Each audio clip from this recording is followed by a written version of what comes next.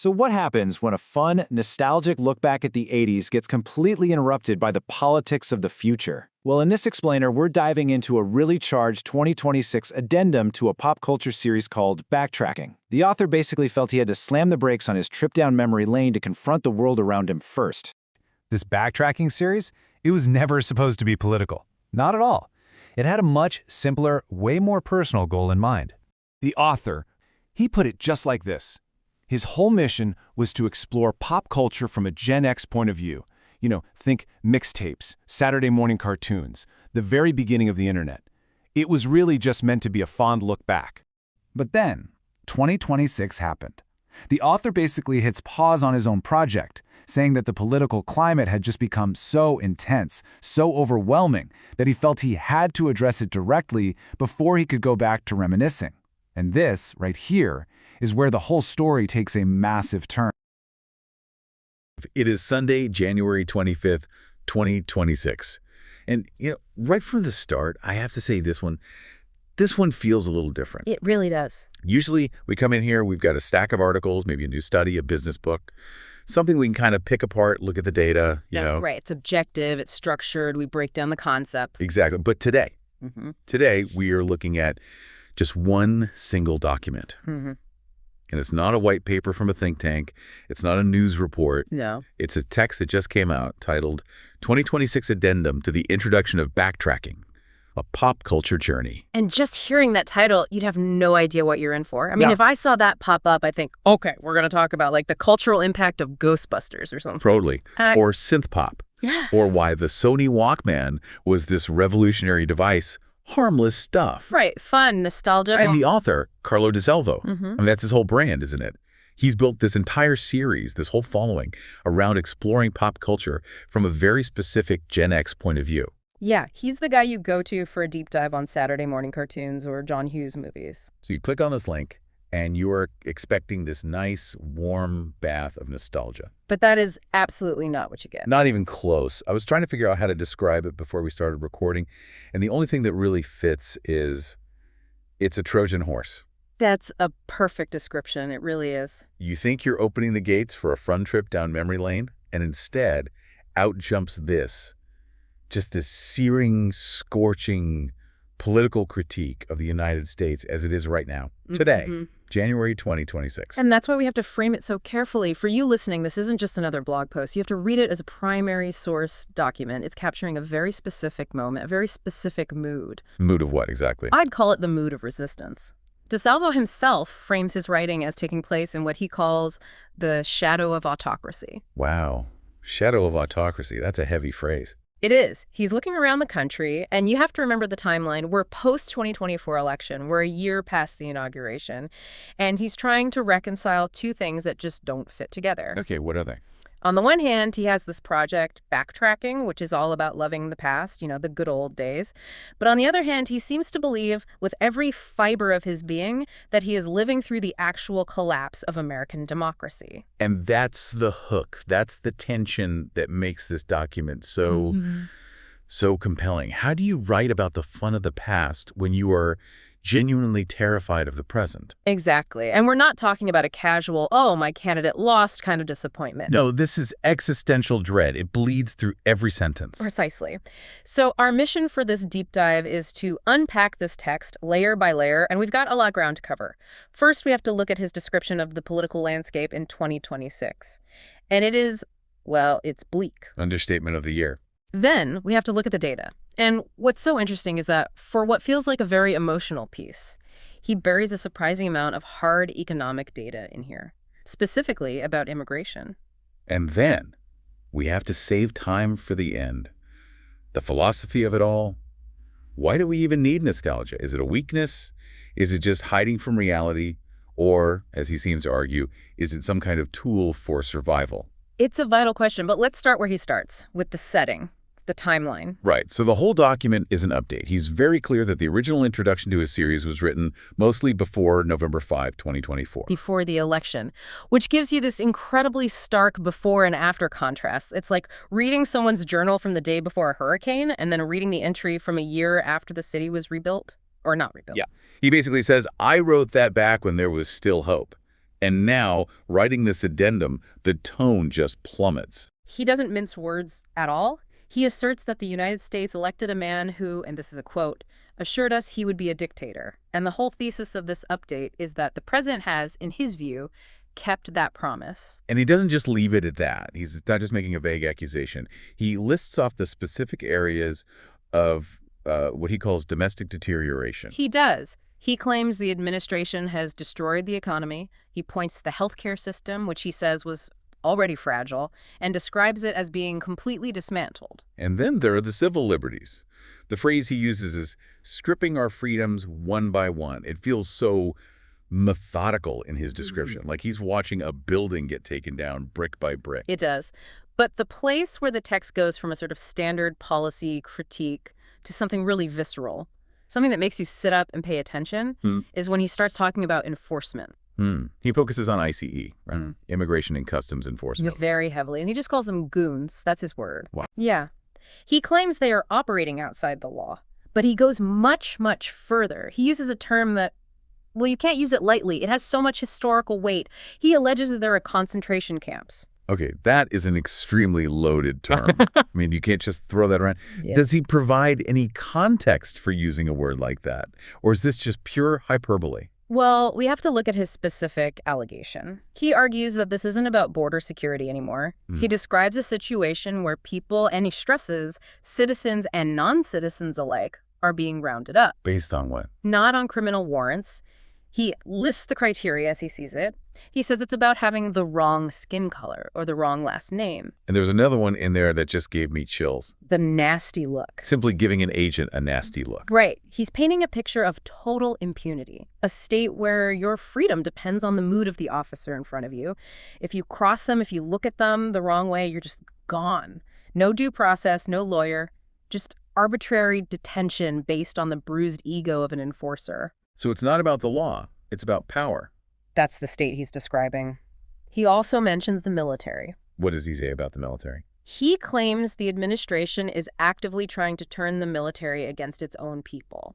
So if you put it all together, arbitrary detention, domestic use of the military, stripping of rights. He's describing a police state. Essentially, yes, a state where your rights are conditional, where they depend entirely on the mood of the person holding the gun. That's the environment he claims we're living in right now. And that's just the domestic side. When he looks outward at the rest of the world, his vision is just as bleak. The foreign policy section is really fascinating because he focuses less on specific treaties and more on the concept of standing, global standing.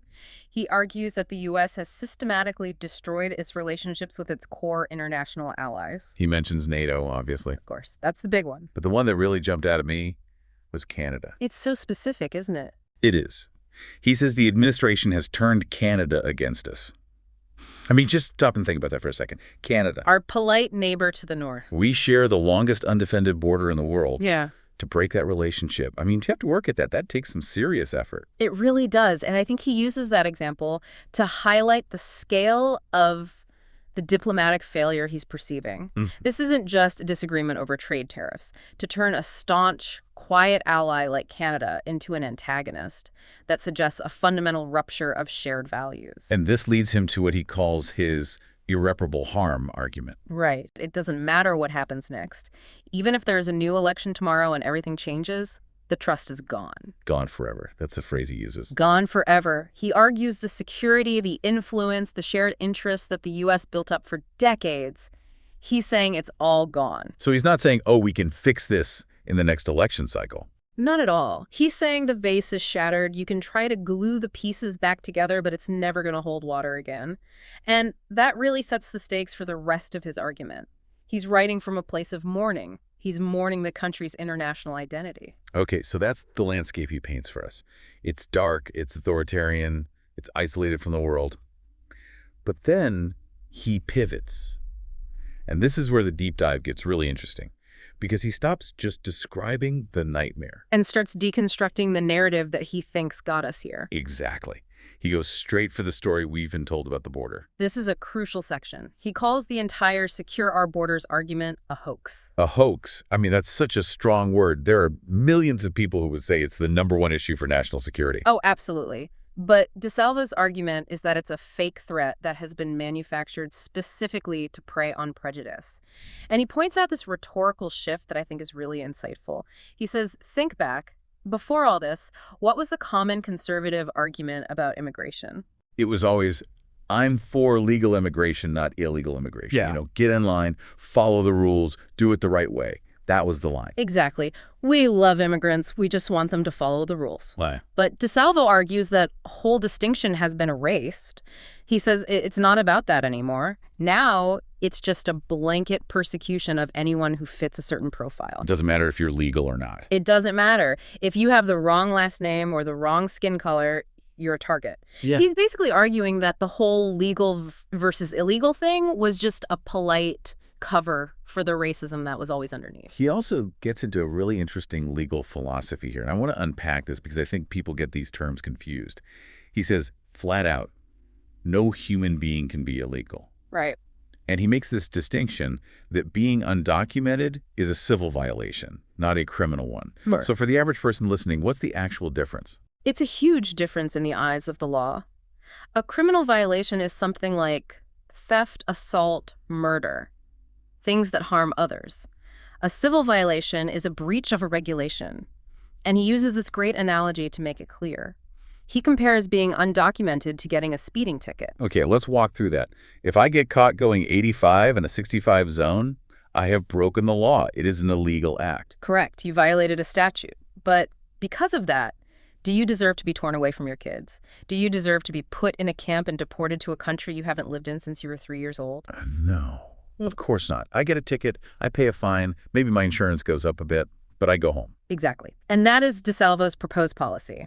He says, if someone is here without documentation, treat it like the civil violation that it is. Give them a citation, have them pay a minimal fine, and then, and this is the most important part, process them, register them, bring them into the system. Instead of spending billions trying to hunt them down and throw them out. Right. He draws a very clear line. He says, look, if they commit an actual crime, a criminal act like robbery or violence, then yes, deportation should be on the table.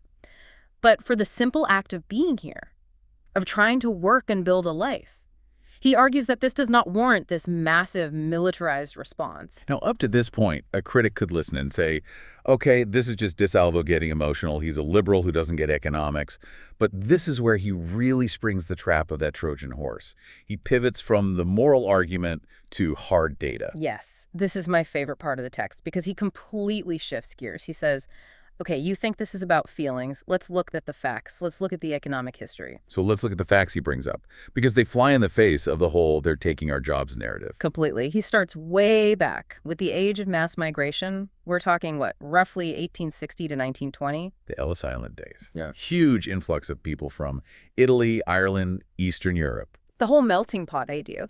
And he points to studies that looked at what happened in the counties that took in more of those immigrants. And what did they find? Those places didn't collapse. Their economies didn't crater. They did better. They did much better. They saw faster industrialization. They had greater agricultural productivity. They grew faster. And then there's the aha statistic, the one that really connects the past to the present. The income stat. It's striking. It's unbelievable.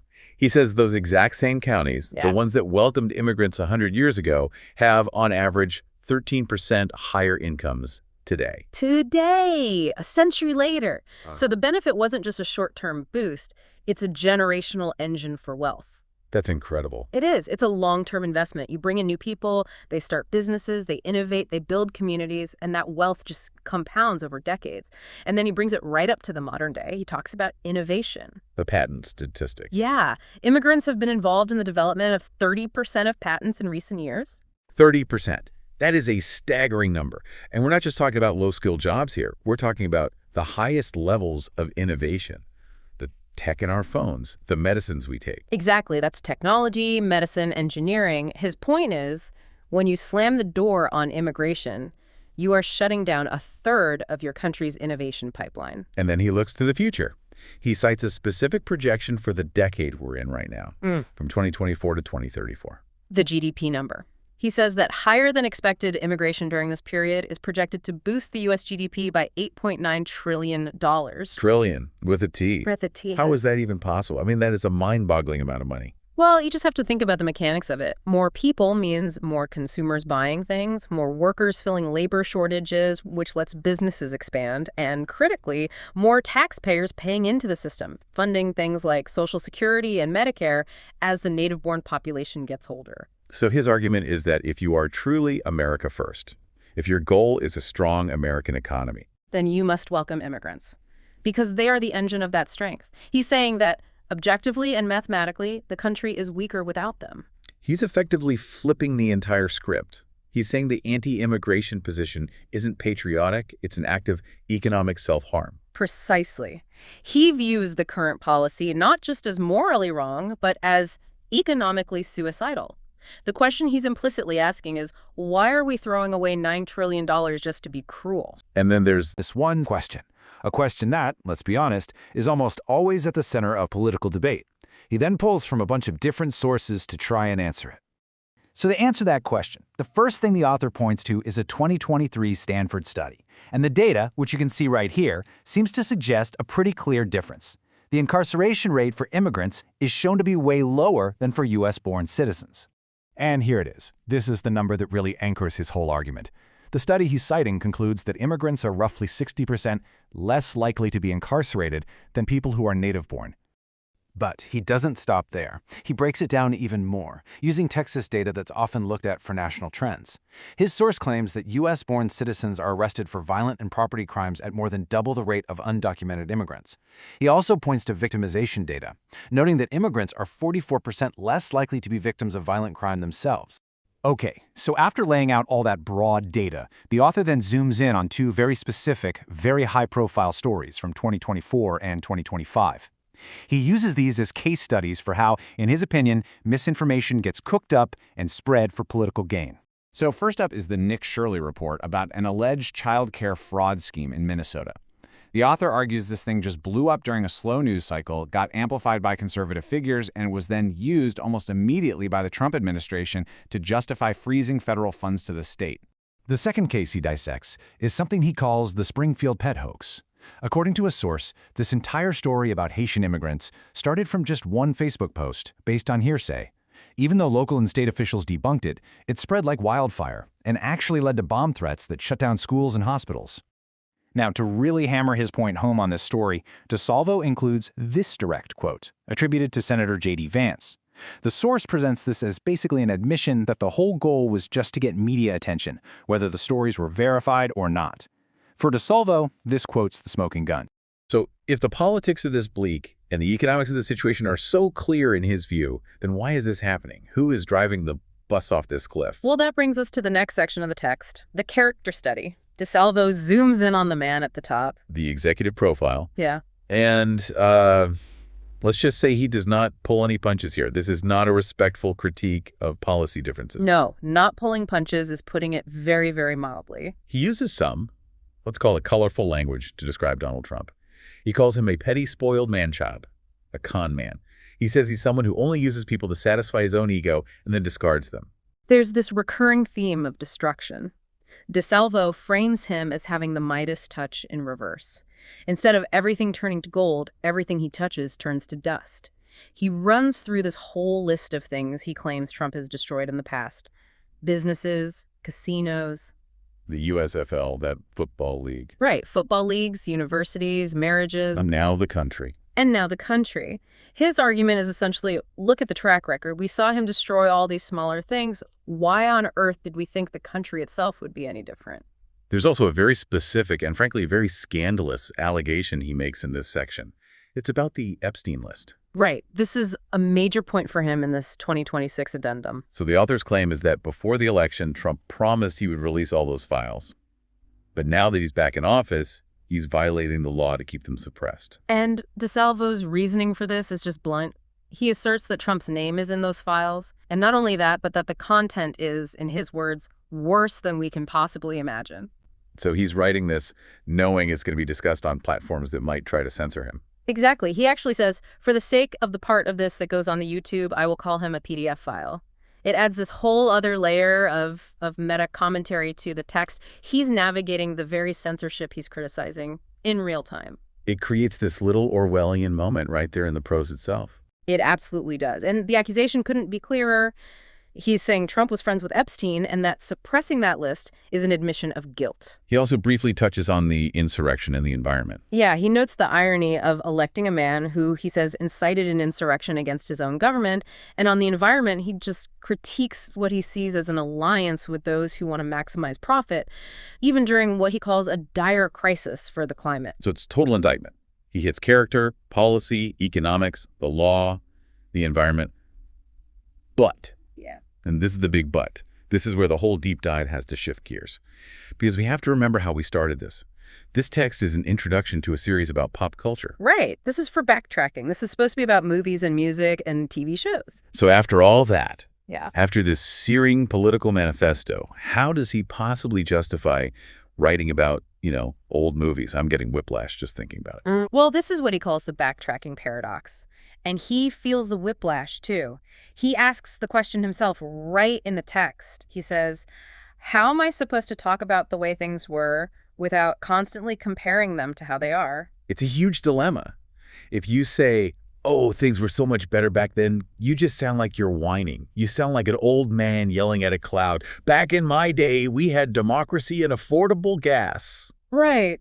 But if you just ignore the present, you seem completely delusional. You're just burying your head in the sand while the world burns around you.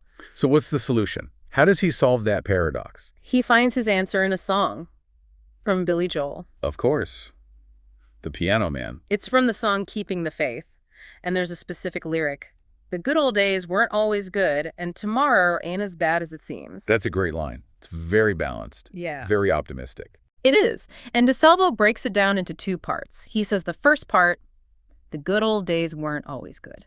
He still believes that 100%. He's not some blind nostalgist who thinks the past was perfect. He acknowledges there was racism, inequality, the Cold War. The system always had huge flaws. Okay, but what about the second part? Tomorrow ain't as bad as it seems. That's where you can feel the heartbreak in the text. He says that for most of his life, that wasn't just a lyric. It was a certainty. It was a fundamental American belief. Even when things were bad, you just assumed the future would be better. The arc of the universe bends towards justice, all that. Right. Progress is inevitable. But now, in 2026, he says that statement has changed. It's no longer a certainty. It's a desperate aspiration. He wants it to be true. He hopes tomorrow isn't as bad as it seems. But he doesn't actually believe it anymore. That is such a profound shift in thinking. It's the death of a certain kind of optimism. It's looking at the future and seeing a brick wall instead of an open horizon. And that leads him to completely redefine the whole concept of make America great again. Oh, this is a key argument for him. Because he rejects that slogan, but not in the way you might expect.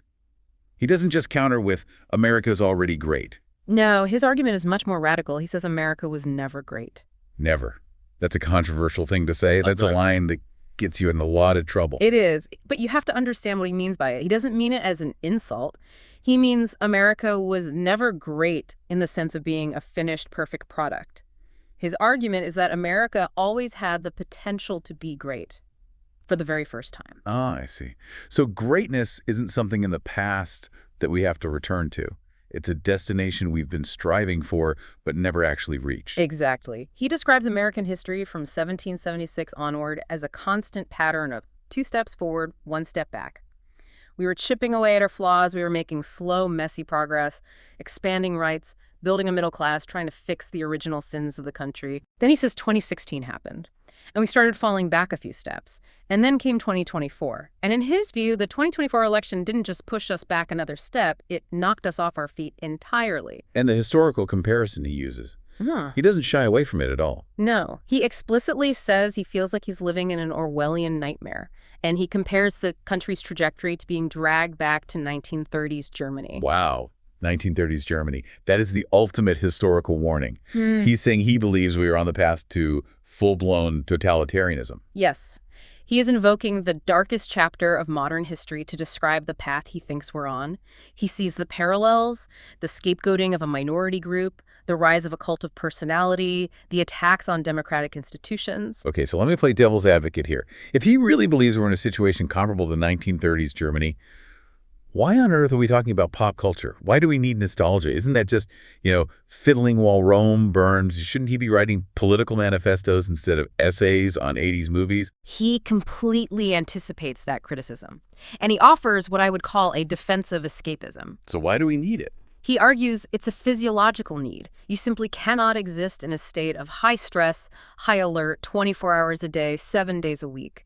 He says after a day of keeping your eyes open, of reading the news, of seeing the injustice, of dealing with the economic stress, your brain needs a break. You have to decompress. You have to reset your equilibrium. It's like charging your phone's battery.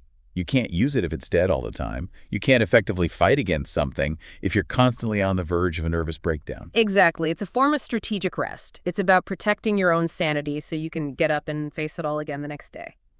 But, and this is a gigantic but, he has a very strict rule about it. He calls it the rose-colored glasses rule. Okay, what's the rule? He says it is absolutely okay to put on the rose-colored glasses to escape for a few hours. Go ahead, put them on, listen to the old music, watch the comforting movie, feel good, remember a time when things felt simpler, but it is vital that you take them off the next day. And what's the danger if you don't, if you leave them on?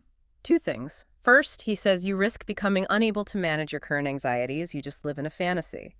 But worse, you start using your false, romanticized memories of the past as a blueprint for how to fix the future. That's the real danger. The belief that if we could just do exactly what we did in 1985, everything would be great again. Right.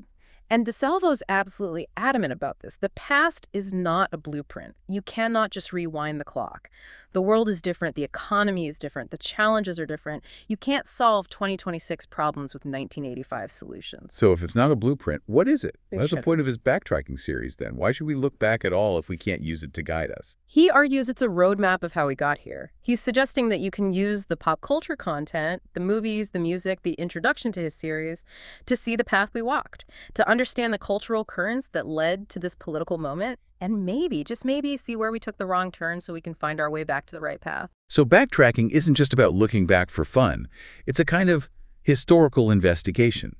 It's about retracing our steps to find out where we lost the map. That's a perfect way to put it. It's an investigative nostalgia, looking for the clues in our cultural DNA that explain our political reality. We have covered so much ground today. We've gone from this dark, dystopian vision of 2026 to a deep dive on immigration economics to the psychology of pop culture and nostalgia. It is a lot to process from just one document. It is, and you have to keep reminding yourself, this is just the addendum to an introduction. We haven't even gotten to the main course yet. Right. We haven't even talked about Ferris Bueller's Day Off or Prince's Purple Rain yet. But that's his whole point, I think. He positions himself in this piece not just as a pop culture critic, but as a witness to history. He's effectively saying, look, I'm going to talk about all this fun stuff, but I need you, the reader, to know the ground I'm standing on while I do it. And for all the darkness, for all the talk of concentration camps and PDF files and a shattered economy, he does end on a tiny sliver of hope, doesn't he? He does. It's a guarded hope, but it's there. He says, if history has shown us anything on a long enough timeline, authoritarianism is always defeated. And freedom always triumphs. He seems to believe that we will win in the end, that this fascist turn, as he sees it, is temporary, even if it feels eternal in the moment. He has this faith that the human spirit just eventually rejects that level of control. There's always a but with this author, isn't there? What's the final dose of bad news? He leaves us with that haunting idea from the beginning, the irreparable harm. He still believes that the U.S. position in the world is gone forever, that we will never get that specific kind of security or global trust back again. Even if we fix our democracy at home, we've lost our seat at the head of the table. And that really brings us to our final thought for you, the listener, to take away from all this. If DeSalvo is right, if the old America, the one with that specific global standing and influence from the 20th century, is really broken beyond repair, then what comes next? What does a new post-crisis American identity even look like? One that can't rely on the nostalgia for a past that's gone and can't rely on the global dominance that he claims has vanished. If we can't go back and we can't stay where we are, who do we become? It's a question of reinvention, not restoration, and that's a much harder question to answer. Hard question and a good one to chew on. Thank you for diving deep with us today. This was a heavy one, but an important one. We'll see you next time. Take care, everyone.